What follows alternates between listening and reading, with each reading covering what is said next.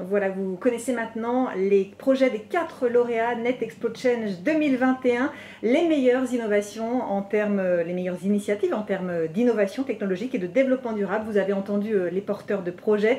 Ils ont partagé avec vous leur expérience, leur démarche. C'est maintenant à vous de voter pour le Grand Prix. Vous avez une dizaine de minutes pour vous prononcer via l'application NetExpo. Je vous rappelle donc ces projets Michelin et Black Cycle, un grand projet européen pour donner une seconde vie aux pneus usagés, les recycler en nouveaux pneus et mettre en place une vaste économie circulaire. Sodexo, Wastewatch, des balances connectées qui permettent de mesurer le gaspillage quotidien, gaspillage alimentaire, proposer des solutions concrètes et chiffrées avec comme objectif réduire de moitié ce gaspillage alimentaire d'ici à 2025. EDF et son projet Exaion qui s'attaque aux enjeux énergétiques de la blockchain. Une offre qui permet donc aux grandes entreprises d'utiliser les technologies de pointe dans les meilleures conditions du point de vue sécuritaire et environnemental. Et puis Renault, vous venez de les entendre, Renault et la Refactory à la transformation d'un site industriel en référence de l'économie circulaire, se réinventer pour développer des solutions de mobilité accessibles, durables et décarbonées. C'est donc à vous de voter maintenant pour le projet qui vous a le plus convaincu au travers donc de votre application NetExpo. Vous avez une dizaine de minutes pour élire le prix NetExpo, le Grand Prix NetExpo Change 2021. Et en attendant de connaître les résultats du vote, on va parler des grands enjeux de l'innovation durable avec Santiago Lefebvre.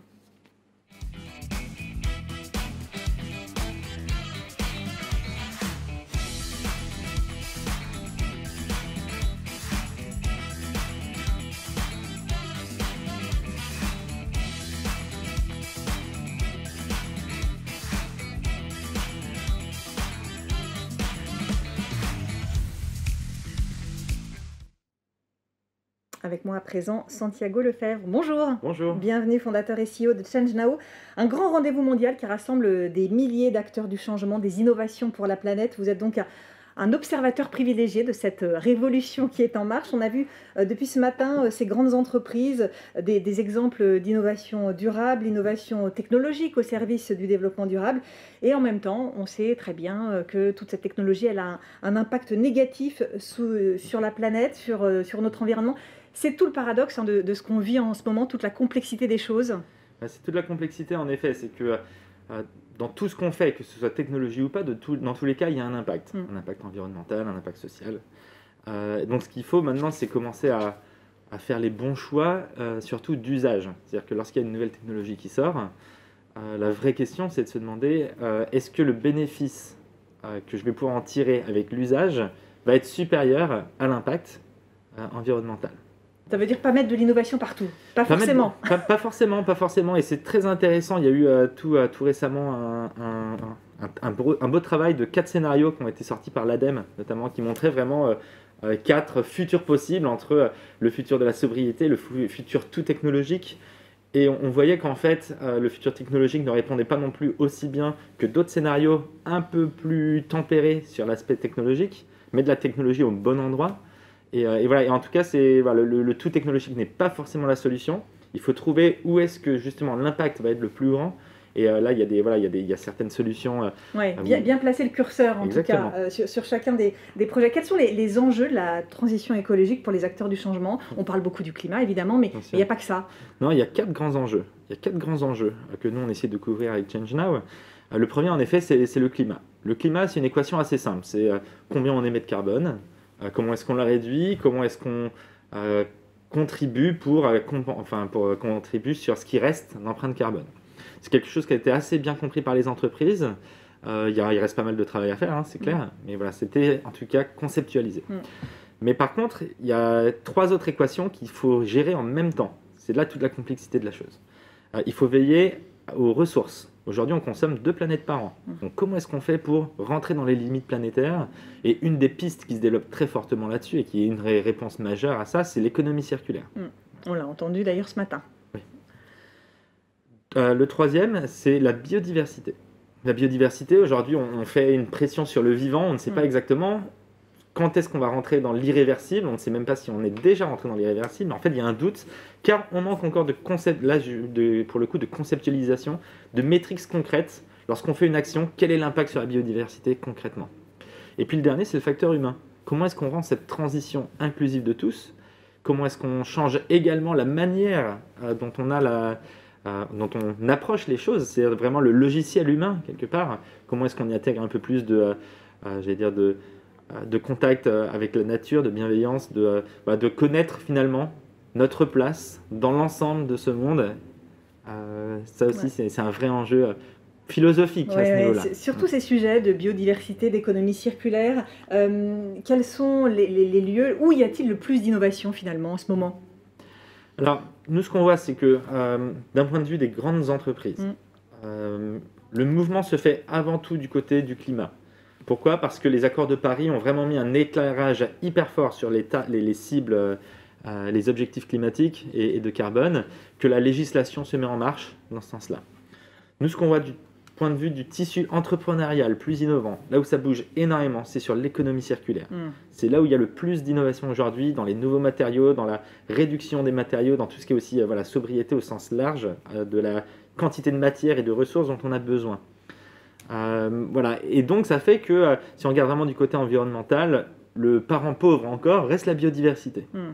L'UICN a été un très bel éclairage sur cette thématique et justement cette année on a commencé à sentir un sursaut sur cette thématique. Maintenant essayons de faire en sorte que cette thématique continue d'évoluer dans le bon sens. Vous avez quelques exemples à partager avec nous d'innovations qui vous ont particulièrement marqué sur ces thématiques-là? Alors sur les différentes thématiques, oui, j'allais dire sur tout ce qui est économie circulaire, par exemple. Il y a quelque chose qui se fait de plus en plus, c'est surtout dans la mode. Oui. Aujourd'hui, la question, c'est comment est-ce qu'on fait pour reprendre des vieux vêtements, les retransformer en fibres qu'on peut réutiliser, sans avoir à récolter du coton que l'on sait consomme énormément d'eau, de terrain et d'espace, etc. Et donc, il y a Mud Jeans, par exemple. C'est une marque néerlandaise qui, aujourd'hui, en quelque sorte, loue ces jeans. En fait, c'est plus, ils sont consignés. Si on achète un jean, lorsqu'on le rend, on reçoit de l'argent parce qu'eux, ils arrivent à en récupérer une très grande partie et à refaire un nouveau jean avec. Donc ça, c'est quelque chose de très intéressant à voir grandir.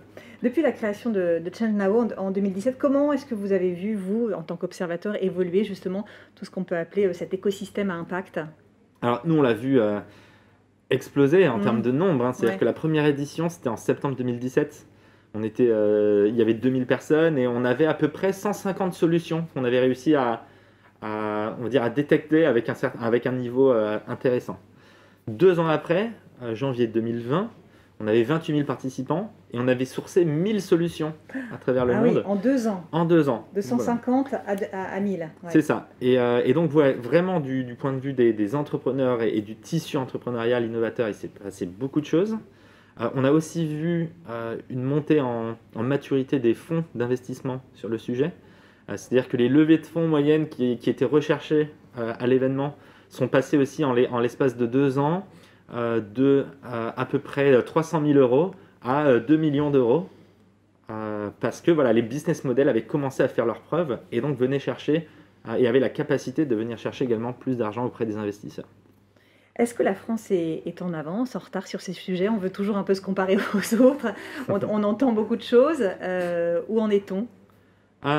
Ça bouge beaucoup, donc c'est dur de le dire. Par contre, il y a quand même des choses qui, pour nous, qui nous font vraiment penser que la France peut être leader mondial sur la question. C'est-à-dire que, sur la technologie, on fait des investissements, etc., ça croît, mais au mieux, on sera sûrement toujours numéro 2 mondial, derrière, la Silicon Valley ou la Chine, quelque part.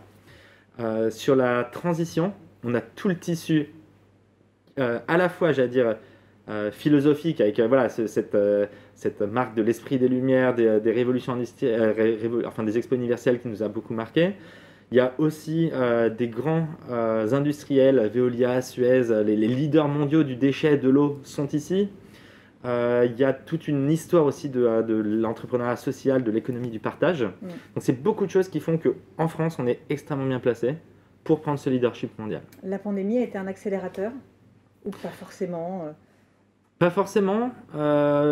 J'allais surtout dire que la pandémie a été quelque chose qui a montré la forte résilience de ces secteurs.